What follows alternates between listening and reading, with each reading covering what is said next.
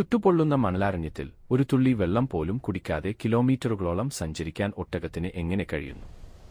പ്രതിസന്ധികളെ പുഞ്ചിരിയോടെ നേരിടുന്ന ഈ അദ്ഭുത ജീവിയെക്കുറിച്ച് നോക്കാം.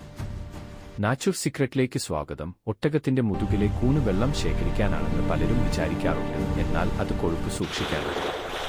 ഭക്ഷണവും വെള്ളവും കിട്ടാത്ത സമയത്ത് ഈ കൊഴുപ്പാണ് അവർക്ക് ഊർജം നൽകുന്നത്. ഒരേ സമയം 100 ലിറ്ററിലധികം വെള്ളം കുടിക്കാനും ഒട്ടകത്തിന് കഴിയും.